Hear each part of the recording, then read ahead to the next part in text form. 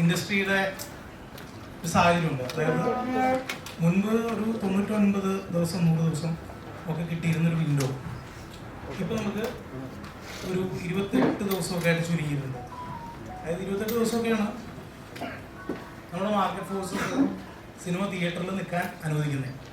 അതിനുശേഷം അത് OTT പ്ലാറ്റ്ഫോംസിലേക്കും TV-യിലേക്കും ഒക്കെ ചുരുങ്ങി കൊച്ച് 4-5 5 സ്ക്രീനിലും TV-യിലേക്കും ഒക്കെ ആയിട്ട് മിനിയേച്ചർ രൂപത്തിലാണ് പിന്നെ അത് നിങ്ങൾക്ക് കാണാൻ പറ്റുക. അപ്പോൾ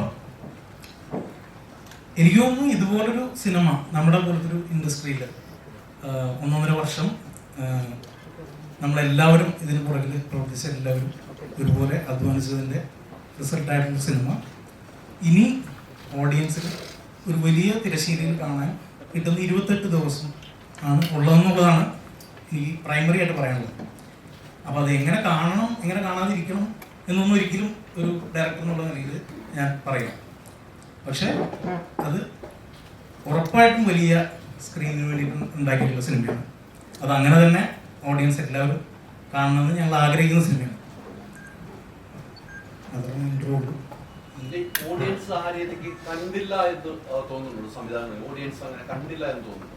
അല്ല, ഇത് ഞാൻ ഒറ്റ കാര്യം പറയുന്നുള്ളൂ. സിനിമയുടെ വേഗത, കഥ പറയുന്ന രീതി, നാരേറ്റീവിന് യൂസ് ചെയ്തിട്ടുള്ള ടെക്നിക്സ്, അപ്പം ഇതെല്ലാം നമ്മൾ കണ്ടു പരിചയിച്ച സിനിമയുടെ പോലെ തന്നെ ആവണം എന്ന് നമ്മൾ എന്തുകൊണ്ട് ചാട്ടി പിടിക്കുന്നു.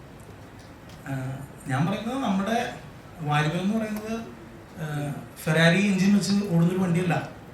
ഇതൊരു മുത്തശ്ശികഥയുടെ വേഗത മാത്രമുള്ള ഒരു സിനിമയാണ്. അപ്പോൾ അതിൽ നമ്മൾ ഒളിപ്പിച്ചിരിക്കുന്ന വലിയ കാഴ്ചകളുണ്ട്.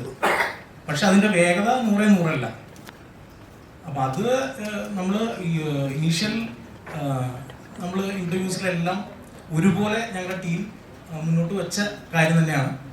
അപ്പോൾ അതിന് എന്താ പറയുക, അതിൻ്റെ വേഗത പോരാന്ന് പറയുന്നതിൽ എനിക്ക് അഭിപ്രായ വ്യത്യാസമുണ്ട്. കാരണം അത്